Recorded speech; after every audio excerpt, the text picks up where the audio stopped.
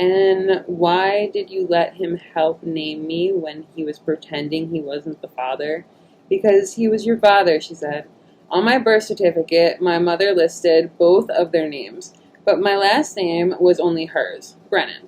She drew stars on the document around the margins, the kind that are only outlines with hollow centers. A few weeks later, my mother and I went to live with her older sister, Kathy, in a town called Idlewild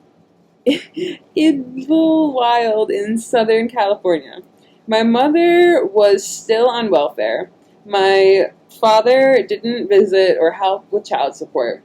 We left after 5 months, beginning our series of moves.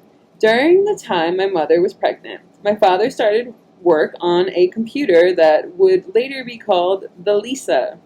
It was the precursor to the Macintosh, the first mass-market computer with external mouse.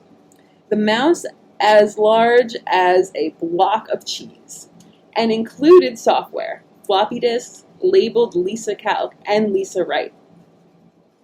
But it was too expensive for the market and commercial failure. My father began on the team working for it, but then he started working against it, competing against it, on the Mac team. The Lisa computer was discontinued. The 3,000 unsold computers later buried in a landfill in Logan, Utah. Until I was 2, my mother supplemented the welfare payments by cleaning houses and waitressing. My mother didn't help. My mother's father and her sisters helped when they could. Not much. She found babysitting at a church daycare center run by the minister's wife, and for a few months we lived in a room in a house my mother found listed on a notice board meant for pregnant women considering adoption. You would cry, and I would cry with you. I was so young, and I didn't know what to do, and your sadness made me sad. My mother said about those years, this seemed like the wrong thing. Too much fusion. But nonetheless, I felt it had shaped me. How I felt powerfully for others sometimes, as if they were me. My father's absence makes her choices seem more dramatic, like they happened in front of a black backdrop. I blamed her later for how it was hard to fall asleep in a room with any noise at all. You should have made sure I slept in noisy places too, I said. But there was no one else around. She said, I was supposed to what was I supposed to do? Bang pots and pans. When I turned 1, she got a waitressing job at the Varsity Theater, a restaurant and an art house cinema in Palo Alto. She found good, inexpensive daycare nearby and at the downtown children's center. In 1980, when I was 2, the district attorney of San Mateo County, California, sued my father for child support payments. The state wanted him to pay child support and also to reimburse the state for the welfare payments already made. The lawsuit, initiated by the state of California, was made on my mother's behalf. My father responded by denying paternity, swearing in a deposition that he was sterile and naming another man he said was my father. After this man's dental and medical records were subpoenaed and didn't match, his lawyers claimed that between August 1977 and the beginning of January 1978, plaintiff engaged in acts of sexual intercourse with a certain person or persons, the names of whom the defendant is ignorant, but plaintiff well knows. I was required to take a DNA test. The tests were new, done with blood instead of buccal cells, and my mother said that the nurse could not find a vein and instead kept jabbing at my arm as I wailed My father was there too, because the court had ordered us all to arrive at the hospital at the same time. She and my father were polite to each other in the waiting room. The results came back. The chance we were related came to the highest the instruments could measure, then 94.4%.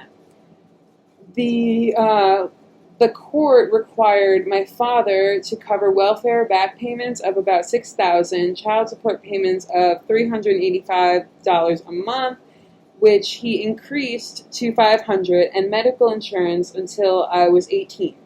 It is case 239948, filed on microfiche at the Superior Court, County of San Mateo, plaintiff versus my father, defendant. My father signed it in lowercase, a less practiced version of the way he signed later. My mother's signature is pinched and wobbly. She signed twice, once below and once on the line. A third start is crossed out. She finished that signature too. It would have hovered above the others. The case was finalized on December 8, 1980, with my father's lawyers insistent to close and my mother unaware of why the case that had dragged on for months was now being rushed to a conclusion. 4 days later, Apple went public, and overnight my father was worth more than $200 million. But before that, just after the court case was finalized, my father came to visit me once at our house on Oak Grove Avenue in Menlo Park, where we rented a detached studio. I don't remember the visit, but it was the first time I'd seen him since I'd been a newborn in Oregon. "You know, who am I?" he asked. He flipped his hair out of his eyes. "I was 2.5. I didn't. I'm your father," like he was Darth Vader. My mother said later when she told me the story, I'm one of the most important people you will ever know," he said.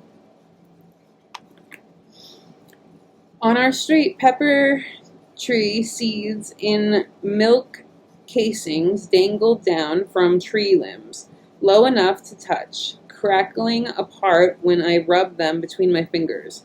The leaves, shaped like fish bones, swayed in breezes. Morning doves made calls like out-of-tune woodwinds. The sidewalk around the tree trunks was cracked and warped. "It's the tree roots," my mother said. They're strong enough to push up the cement. In the shower with my mother, the droplets made their way down the wall. Droplets were like animals. They jerked and took winding paths slower and faster, leaving a trail. The shower was dark and closed, tiled and curtained. When my mother turned the water to hot, we yelled, "Open pores!" And when it was cold, we yelled, "Closed pores." She explained that the pores were holes in the skin that opened with heat and closed with cold. She held me in the shower, and I nestled against her, and it wasn't clear to me where she ended and I began. My mother's goal was to be a good mother and a successful artist. And every time we moved, she brought 2 large books with us, an album of photographs of my birth and a book of art she called her portfolio. The first I wished she'd throw away because it contained nudity, and the second I worried she might lose. Her portfolio contained a series of her drawings encased in plastic. That it was called a portfolio gave it dignity. I would flip through the pages, enjoying the weight of them in my hand. In one pencil drawing, a woman sat behind a desk in a windowed office, a gust of wind lifting her hair up into the shape of a fan and scattering sheets of white paper all around her, like a storm of moths. I like her hair, I said. I like her skirt. I couldn't get enough of this woman. I wanted to be her, or for my mother to be her. She made this drawing sitting at a table using a mechanical pencil, an eraser, and the heel of her hand blowing graphite and eraser leavings off the page.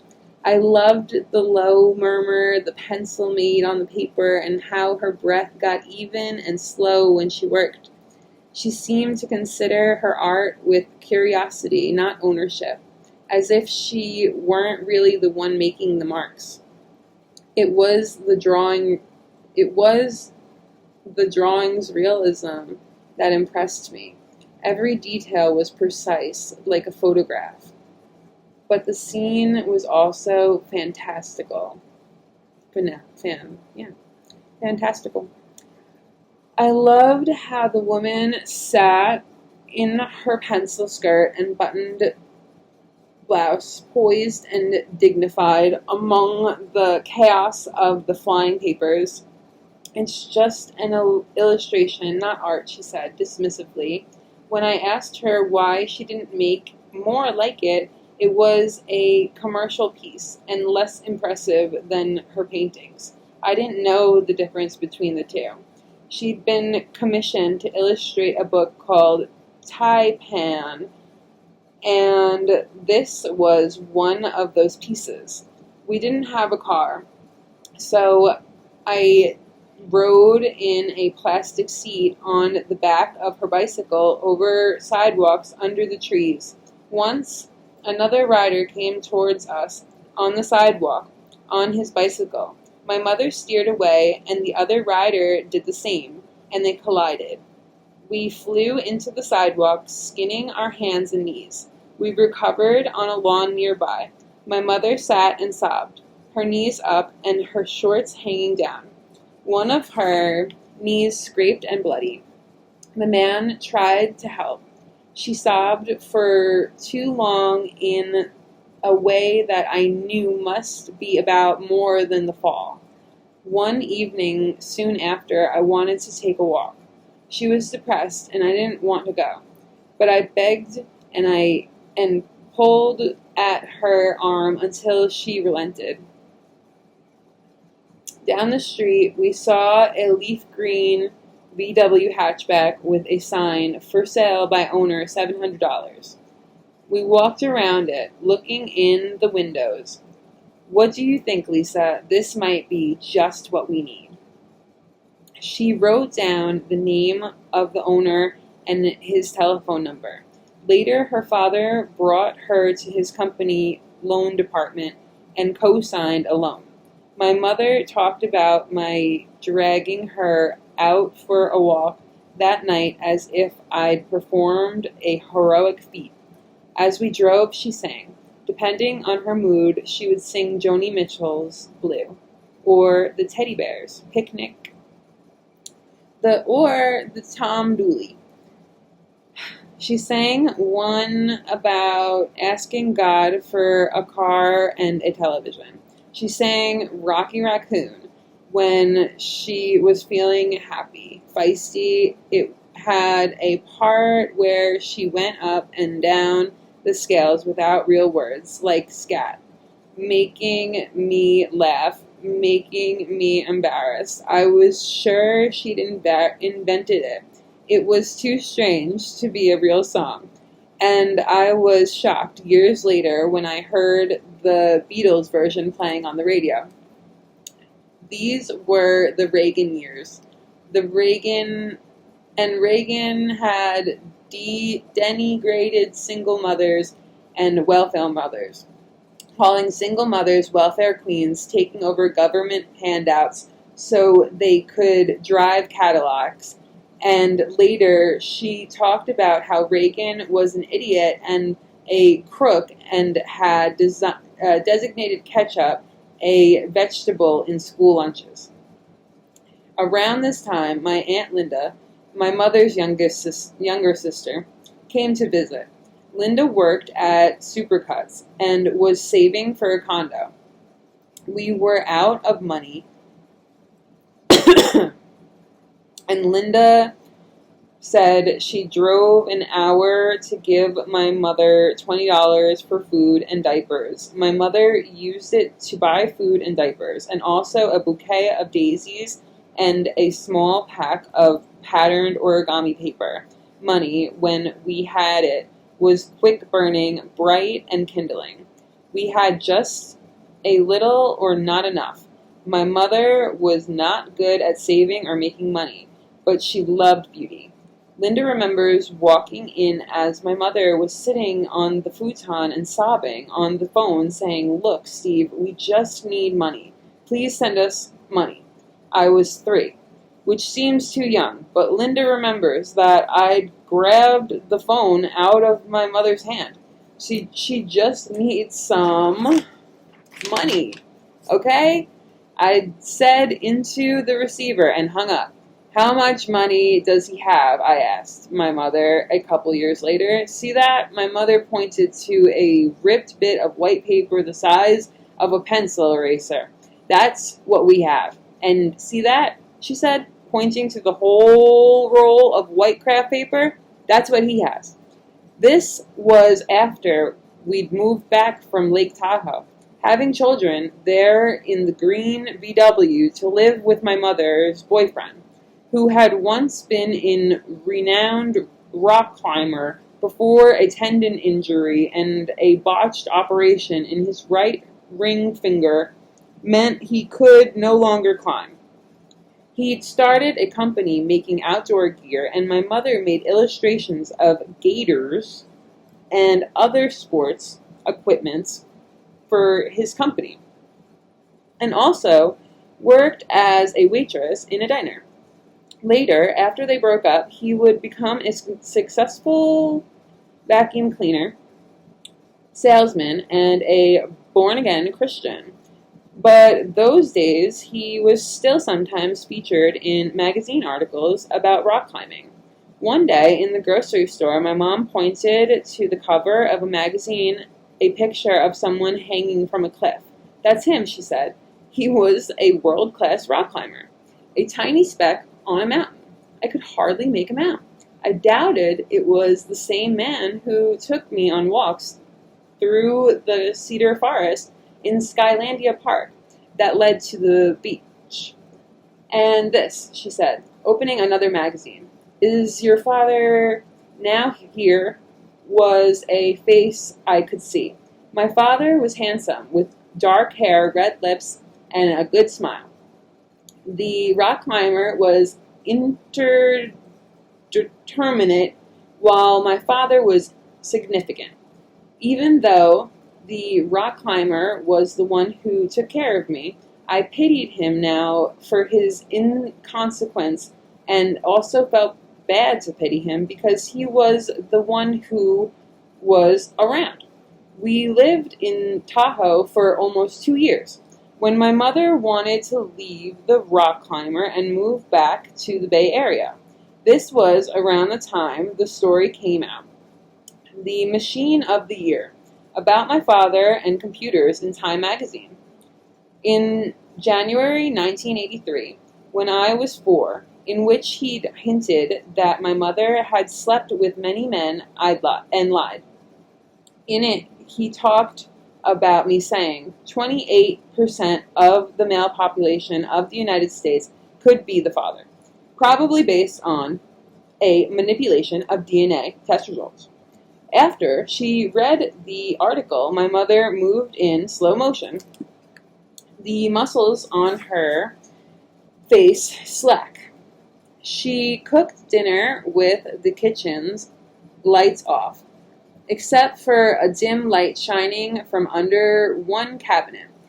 But in a few days, she'd recovered herself and her sense of humor, and she sent my father a picture of me sitting naked on a chair in our house, wearing only those Groucho Marx joke glasses with the big plastic nose and fake mustache.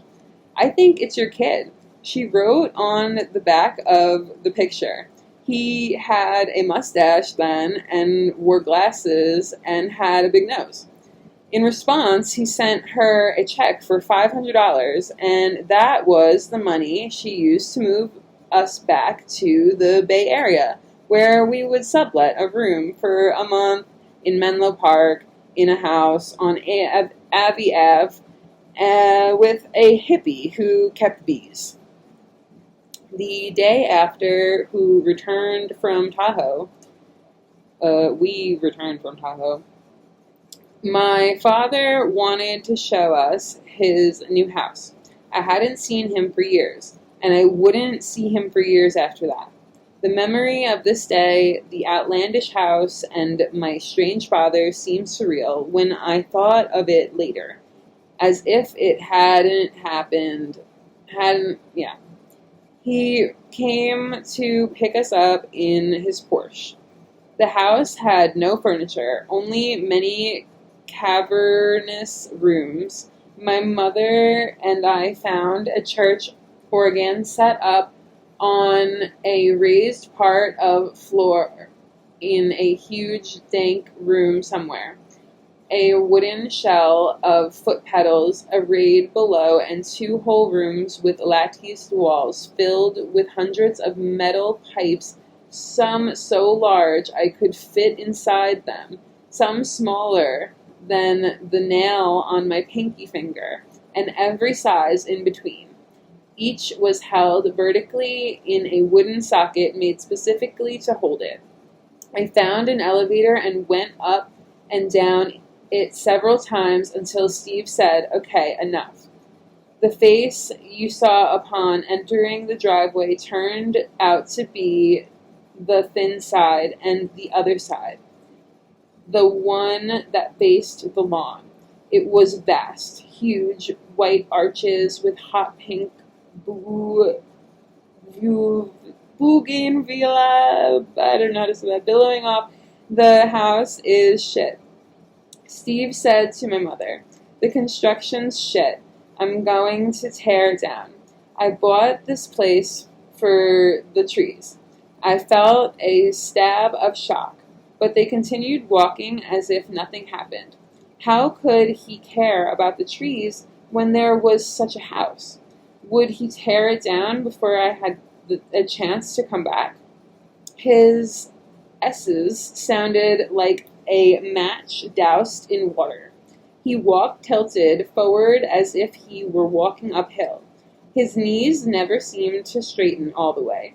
His dark hair fell against his face, and he cast it out of his eyes by jerking his head.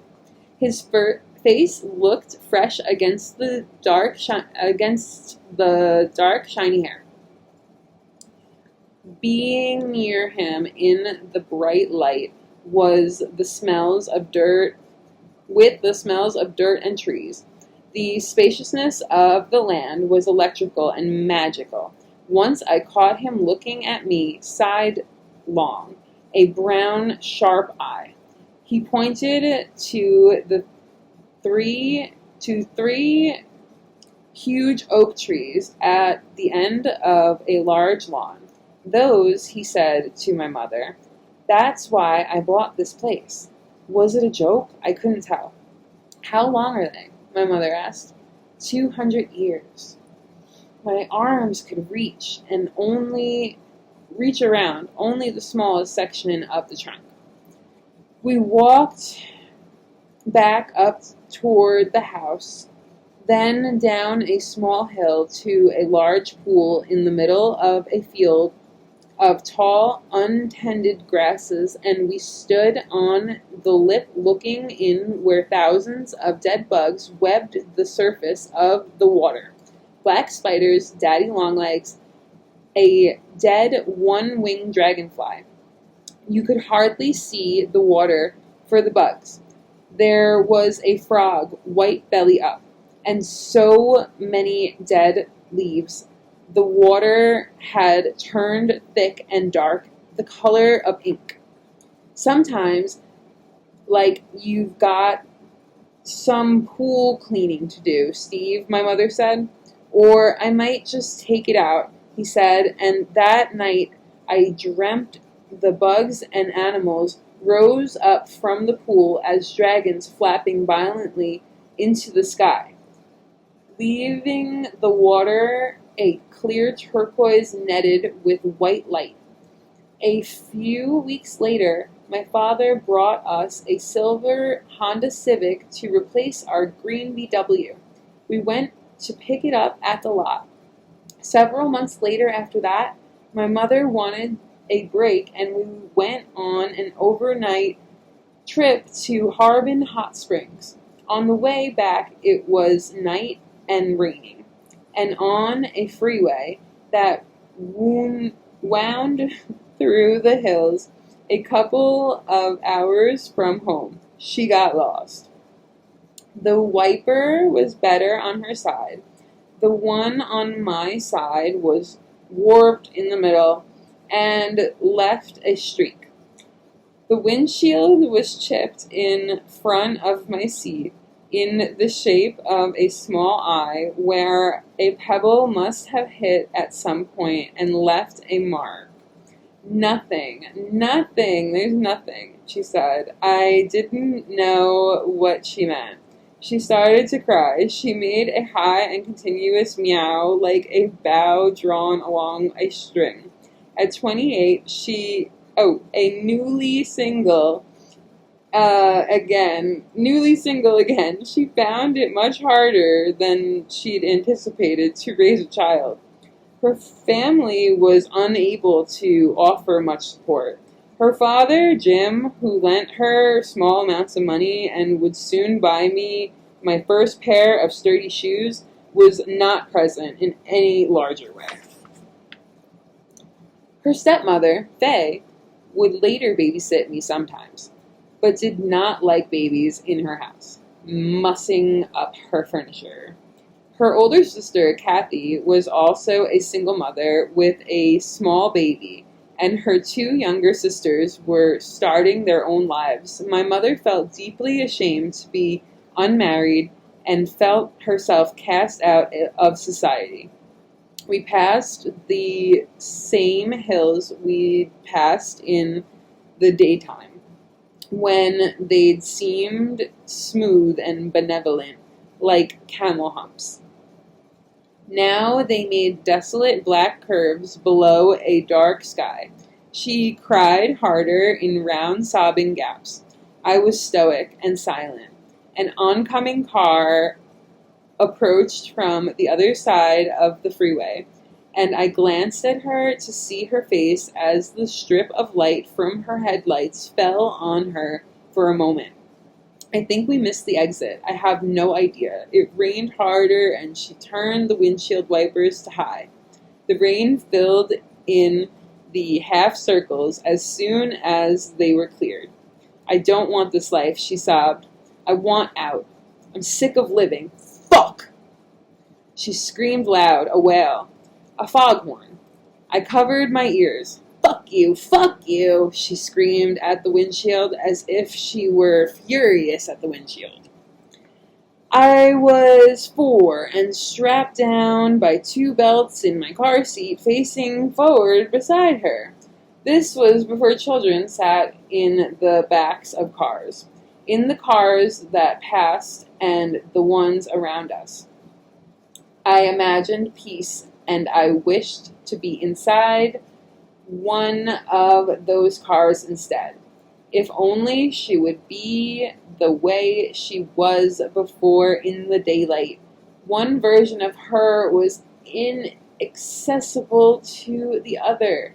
As she was yelling, she said later, even if she could not stop herself, she was aware that I was old enough to remember this. I have nothing, she said. This life is shit! Shit! She struggled to catch her breath. I don't want to live anymore. This shitty life. I hate this life. Her throat was like gravel, her voice hoarse from yelling, "This hell, this life." She pushed hard on the pedal when she yelled, so the car leapt forward, ground down along the road, rain like spit flying. She wanted the engine to be part of her voice. Fucking Time magazine. Fucking fucker. Fucker was sharper than fuck. Had a sharp at the end. It poked my sternum. She let out a yell, no words. She shook her head side to side so her hair flew, barred her teeth, slapped the dash with the flat of her hand, made me jump. "What?" She screamed at me because I jumped. "What?"